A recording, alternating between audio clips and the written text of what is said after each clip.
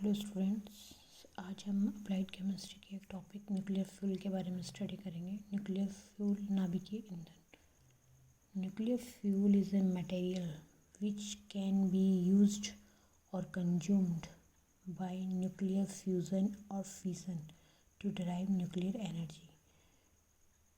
feasible reaction nuclear fuel occurring in nature is uranium। Mainly जो uranium है वो fissionable nuclei है, जैसे uranium 238, uranium 235, uranium 234। Other fissionable materials are plutonium हो गया एंड यूरेनियम हो गया, which can be produce artificially from uranium 238 and thorium 232। ठीक है, हम बात कर रहे हैं नाभिकीय ईंधन न्यूक्लियर फ्यूल की। तो न्यूक्लियर फ्यूल एक ऐसा मटेरियल है, यह उसे कहते हैं कि जिसमें जो न्यूक्लियर एनर्जी बनती है, न्यूक्लियर जो रिएक्शन होती है फ्यूज़न एंड फिजन, उनसे डराइव जो न्यूक्लियर एनर्जी होती है वही किसके काम आती है, एज ए न्यूक्लियर फ्यूल काम में आती है। न्यूक्लियर जो रिएक्शंस होती हैं दो टाइप की होती हैं, न्यूक्लियर फ्यूज़न एंड फिजन। उनसे जो न्यूक्लियर एनर्जी डराइव होती है वो ऐसे क्या काम करती है, न्यूक्लियर फ्यूल काम करती है। और इसमें जो फिजनेबल मटेरियल है जिसका फिजन हो सकता है वो होता है यूरेनियम होता है। नॉर्मली यूरेनियम का सॉल्ट 238, यूरेनियम 235, यूरेनियम 234। और अदर जो हैं वो जैसे प्लूटोनियम, यूरेनियम 233, इनको किससे प्रोड्यूस किया जाता है आर्टिफिशियली, यूरेनियम 238 एंड थ्योरियम 232 से उनको प्रोड्यूस किया जाता है। अब हम बात कर रहे हैं जैसा कि न्यूक्लियर रिएक्शंस। न्यूक्लियर रिएक्शंस क्या होती है, मेनली टू टाइप्स की होती है, फिजन एंड फ्यूज़न। फ्यूज़न होती है संलयन, जिसको हिंदी में कहते हैं संलयन। फिजन होती है विखंडन।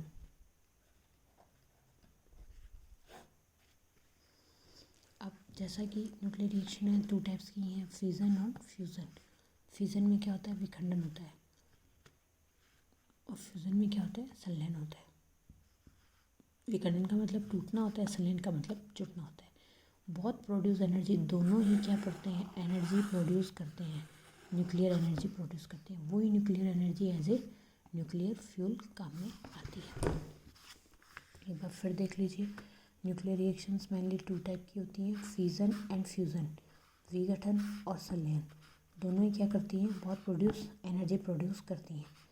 बहुत the applications are not the same, but the applications are not the same. पर दोनों की जो एप्लीकेशन है, एनर्जी प्रोड्यूस तो करती हैं, न्यूक्लियर एनर्जी प्रोड्यूस करती है जो एज ए न्यूक्लियर फ्यूल काम में आती है, लेकिन दोनों की जो एप्लीकेशन है वो सेम नहीं है। जैसे फिजन एंड फ्यूज़न। फिजन क्या होता है, splitting of a heavy unstable nucleus into the two lighter nuclei. Fission में क्या होता है, विघटन होता है, splitting of a heavy unstable जो न्यूक्लियस होता है उसका दो टुकड़ों में, टू लाइटर न्यूक्लियाई में टूटना क्या कहलाता है, फिजन कहलाता है। फिजन का मतलब होता है विखंडन, splitting of a heavy unstable nucleus into the two lighter nuclei. Fusion जैसा कि नाम से ही लग रहा है, संलयन, where two light nuclei combine together releasing energy. Where मतलब इसमें क्या होता है, दो लाइट न्यूक्लियाई आपस में कंबाइन होते हैं और एनर्जी रिलीज करते हैं। और इसमें क्या होता है, एक बड़ा न्यूक्लियाई होता है जो टूट करके दो छोटे न्यूक्लियाई में कन्वर्ट होता है, तो इसमें भी क्या होती है, एनर्जी रिलीज होती है। अब हम बात करेंगे वन बाय वन। सबसे पहले हम पढ़ रहे हैं न्यूक्लियर फिजन। न्यूक्लियर फिजन नाभिकीय विखंडन। सबसे पहले जो इसमें हम पढ़ेंगे कि जो सबसे पहले हम पढ़ेंगे वो ये है कि जो ओटोहन नाम का साइंटिस्ट था, ओटोहन नाम के साइंटिस्ट ने 1939 में न्यूट्रॉन का यूरेनियम पर प्रभाव देखा और पाया कि यूरेनियम का विघटन किस में हो जाता है, बेरियम और क्रिप्टॉन में हुआ। ये बहुत अधिक क्या हुई, एनर्जी रिलीज हुई। तो सबसे पहले हम बात करें न्यूक्लियर फिजन की। न्यूक्लियर फिजन होता है नाभिकीय विखंडन। विखंडन में क्या होता है, एक बड़ा नाभिक टूटता है छोटे नाभिकों में और एनर्जी रिलीज होती है।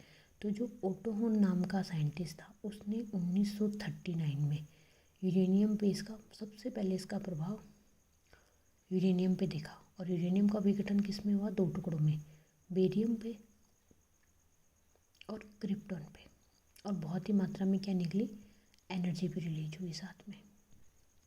और इस प्रकार का विघटन क्या है, थोरियम में और प्रोटोएक्टिनियम में भी पाया गया।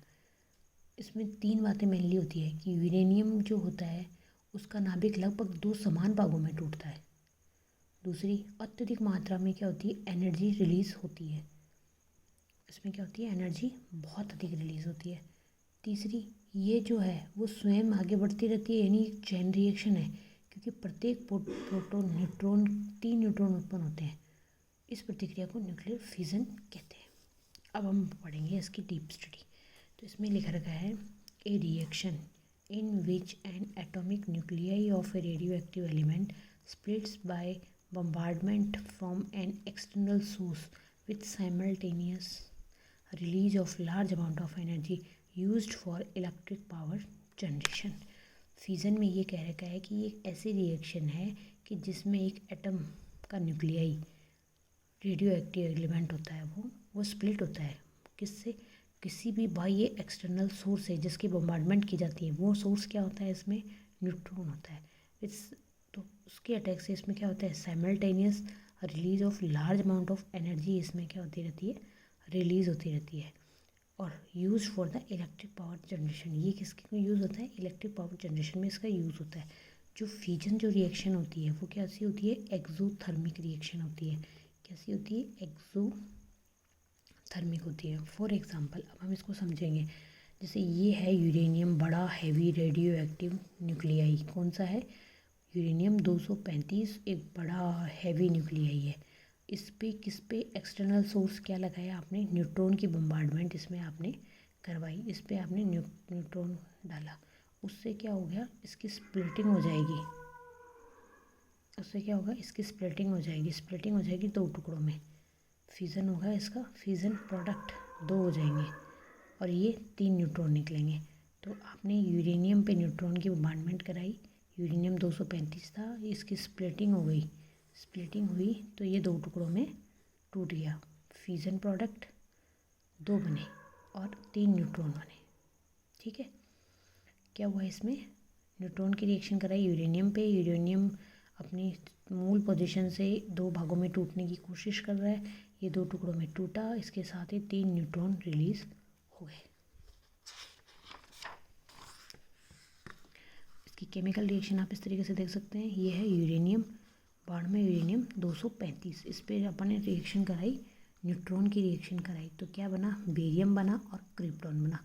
बेरियम 56 नंबर पे है, क्रिप्टॉन 36 नंबर पे है, इसका 144 है, इसका 96 है, और साथ में 3 न्यूट्रॉन रिलीज हुए। ये इसकी नाभिकीय विखंडन की रिएक्शन है, जिससे आप इसको समझ सकते हो। और साथ में क्या होती है, बहुत मात्रा में एनर्जी रिलीज होती है। तो थोरियम और प्रोटोक्टिनियम भी इसमें यूज़ किया जा सकता है, उनमें भी यही रिएक्शन पाई जाती है। ये एक तरीके से क्या होती है, चेन रिएक्शन होती है। क्या होती है, एक तरीके से चेन रिएक्शन होती है। तो एक बार फिर देख लीजिए कि हमने क्या पढ़ा, यूरेनियम जो नाभिकीय फिजन है, नाभिकीय फिजन में रिएक्शन किसकी, यूरेनियम जो कि एक रेडियो एक्टिव सब्सटेंस है, उसकी रिएक्शन हमने किससे कराई, उस पर क्या एक्सटर्नल बम्बार्डमेंट कराई, न्यूट्रॉन की। न्यूट्रॉन की बम्बार्डमेंट कराने से वो 2 समान नाभिकों में टूट गया, बेरियम और क्रिप्टॉन, और साथ में 3 न्यूट्रॉन रिलीज हुए और बहुत ही मात्रा में क्या हुई, एनर्जी रिलीज हुई। ये क्या है, चेन रिएक्शन है। अब हम आते हैं न्यूक्लियर फ्यूज़न पे। न्यूक्लियर फ्यूज़न क्या होता है, फ्यूज़न जैसे नाम से पता चल रहा है संलयन है। संलयन मतलब 2 छोटे नाभिक जोड़ेंगे, आपस में किसी बड़े नाभिक का निर्माण करेंगे। तो nuclear fusion is the process by which multiple nuclei join together to form a heavier nucleus. इसमें क्या होता है, nuclear fusion is the process by which multiple nuclei join together to form a heavier nuclei. Fusion at high temperature, जो fusion होता है वो बहुत ही high temperature पे होता है। जैसे ये हाइड्रोजन के 2 आइसोटोप है, पहला ड्यूटेरियम, दूसरा ट्राइटियम, इन दोनों की रिएक्शन हुई तो क्या बना, हीलियम बना, और साथ में क्या हुई, एनर्जी रिलीज हुई, एक न्यूट्रॉन रिलीज हुआ। तो जैसे फॉर एग्जांपल ये ड्यूटेरियम है, ये ट्राइटियम है, इन दोनों की रिएक्शन हुई, दोनों ने कंबाइन होने की कोशिश की और ये हीलियम बना दिया, और ये एनर्जी रिलीज हो गई और ये न्यूट्रॉन रिलीज हो गया। This type of fusion is being examined and alternative energy source on earth. ये एक अपनी अर्थ पे या पृथ्वी पे एनर्जी प्राप्त करने का एक अल्टरनेटिव सोर्स है। क्या है? एक अल्टरनेटिव सोर्स है। अब इसके बारे में हम बात कर रहे हैं कि ये क्या है, एक तरीके से इसका अल्टरनेटिव सोर्स है। तो अब देखिए, अब हम बात करेंगे जैसे जैसे जो एटॉमिक बम है, हाइड्रोजन बम है, एटॉमिक बम, हाइड्रोजन बम, ये सब किस में आते हैं, कौन से रिएक्शंस में आते हैं? न्यूक्लियर फ्यूज़न में। न्यूक्लियर फ्यूज़न के एग्जांपल हैं कौन? एटॉमिक बम और हाइड्रोजन बम। एक बार फिर से न्यूक्लियर फ्यूज़न करके आते हैं। Nuclear fusion, nuclear fusion is the process by which multiple nuclei join together to form a heavier nucleus. Fusion at high temperature, ये कौन सा है इसका? दो आइसोटोप है हाइड्रोजन के, ड्यूटेरियम है, ये ट्राइटियम है। इन दोनों की रिएक्शन होगी, हीलियम बनेगा, न्यूट्रॉन बनेगा और एनर्जी रिलीज होगी। ये ड्यूटेरियम है, ये ट्राइटियम है, इन दोनों ने कंबाइन होने की कोशिश की, एक न्यूट्रॉन रिलीज हुआ, एनर्जी रिलीज हुई और हीलियम रिलीज हुआ। This type of fusion is being examined and alternative energy source on earth. ये अल्टरनेटिव सोर्स है पृथ्वी पे किस एनर्जी प्राप्त करने का। जो हाइड्रोजन बम है और एटॉमिक बम है वो किसके हैं? इसी के ही एग्जाम्पल हैं। अब हम बात कर रहे हैं डिफरेंस की, किस किस के बीच में difference between fusion and fission. Fusion and fission के बीच में क्या डिफरेंस है? अब इनको हम वन बाय वन स्टडी करेंगे। सबसे पहले हम बात कर रहे हैं डेफिनेशन की। डेफिनेशन हम पहले भी पढ़ चुके हैं। फ्यूज़न यानी संलयन, फिजन यानी विखंडन। संलयन यानी दो छोटे नाभिक जुड़ेंगे और किसी बड़े नाभिक का निर्माण करेंगे। फिजन में कोई बड़ा नाभिक टूटेगा और दो समान आकार के छोटे नाभिक बन जाएंगे। तो fusion would be defined as the joining of two or more small atom to form a large atom. अब इसकी बात करते हैं। Fission would be defined as the division of a single atom into multiple atom of small size. ठीक है। अब दूसरी है नेसेसिटी ऑफ एनर्जी की बात करते हैं। तो ये एक massive amount of energy is required to combine small atom to form a large atom. ये कहना चाह रहा है कि एनर्जी की किसको कहाँ रिक्वायरमेंट है। इसमें एक मैसिव अमाउंट ऑफ एनर्जी की रिक्वायरमेंट होती है। क्यों? दोनों छोटे नाभिकों को जोड़ करके एक बड़ा नाभिक बनाने के लिए इसको एनर्जी की रिक्वायरमेंट होती है। मैसिव मतलब बड़ी अमाउंट में। Required less energy to divide atom into the two or more atom. इसको ज़्यादा एनर्जी की रिक्वायर्ड होती है दो को आपस में जोड़ करके एक बड़ा मॉलिक्यूल बनाने के लिए। इसको एक बड़े को दो छोटे में तोड़ने के लिए लेस एनर्जी की रिक्वायरमेंट होती है। ठीक है। अब हम बात कर रहे हैं द रिलीज़ ऑफ एनर्जी। अब एनर्जी की रिलीजिंग के बारे में बात करते हैं। इसमें बहुत ही very higher than the fission reaction, इसमें बहुत ही हायर मात्रा में एनर्जी रिलीज होती है। इसीलिए इसको हमने थोड़ी देर पहले क्या कहा था? Alternative source of energy on the earth. इसमें क्या होती है? लोअर कंपेयर टू फ्यूज़न के कंपेयर में लोअर मात्रा में एनर्जी रिलीज होती है। ठीक है। अब हम बात कर रहे हैं production use of energy, usages of energy की हम बात कर रहे हैं। तो इसमें क्या कर रहे हैं? Experiment in power plant use this experiments in power plants use this technology. इसी तरीके से इसके बारे में बात करेंगे। किसके बारे में? फिजन के बारे में। तो the energy production in nuclear power plant use this technology. ये कोई खास नहीं है। अब इसके बाद हम बात करते हैं नेचुरल रिएक्शन के बारे में बात करते हैं। नेचुरल रिएक्शन क्या होती है? नेचुरल रिएक्शन ये है कि ये रिएक्शन जो होती हैं takes place in stars and the sun that are the natural forces. ये जो सूर्य और तारों की जो रिएक्शंस होती हैं वो नॉर्मली किसका एग्जांपल है? फ्यूज़न का एग्जांपल होती है। Never occur in nature in normal cases. ये कभी भी नेचर में नॉर्मल केसेस में नहीं होती है। इसको बम्बार्डमेंट देके, न्यूट्रॉन की बम्बार्डमेंट देके इसको करवाना पड़ता है। ये अपने आप कभी भी घटित नहीं होगी नेचुरल सोर्स। जबकि ये रिएक्शन क्या होती है? नेचुरल होती है, जो तारों में और सूर्य के आसपास हमेशा नेचुरल रूप से होती रहती है। अब हम बात कर रहे हैं आइडियल कंडीशन की। आइडियल कंडीशन क्या होती है? High density and high temperature. High temperature atmosphere are required. इसमें हाई डेंसिटी और हाई टेम्परेचर की रिक्वायरमेंट होती है। किस में? फ्यूज़न में। लेकिन फिजन जो है there is a necessity to have a critical mass of the substance and neutron with the higher speed. इसमें एक क्रिटिकल मास वाले सब्सटेंस की आवश्यकता होती है और एक हाई स्पीड वाले न्यूट्रॉन की आवश्यकता होती है जो उसको बम्बार्डमेंट जिससे उससे बम्बार्डमेंट किया जा सके, उससे टकरा सके और उसको दो छोटे मॉलिक्यूल में तोड़ सके। अब हम बात कर रहे हैं किसके, फ्यूल के बारे में। ये हाइड्रोजन के आइसोटोप होते हैं। इसका ईंधन क्या होता है, जो मतलब कच्चा माल जिसको एक तरीके से फ्यूल जिसको भी कह सकते हैं, इसमें हाइड्रोजन के आइसोटोप होते हैं और इसमें यूरेनियम होता है। इसमें क्या होते हैं, हाइड्रोजन के आइसोटोप होते हैं किसमें, फ्यूज़न में। और फ्यूज़न में क्या होता है, यूरेनियम होता है। फ्यूज़न में यूरेनियम होता है और फ्यूज़न में हाइड्रोजन आइसोटोप होते हैं। अब रिएक्शन आउटकम की बात कर रहे हैं कि क्या रिएक्शन आउटकम आएंगे। तो रिएक्शन जो आउटकम है, very few radio active chemicals come out in this reaction. इसमें जो केमिकल्स कम आउट होते हैं, जो प्रोडक्ट बनता है वो बहुत ही वेरी फ्यू रेडियो एक्टिव होता है या ना के बराबर होता है।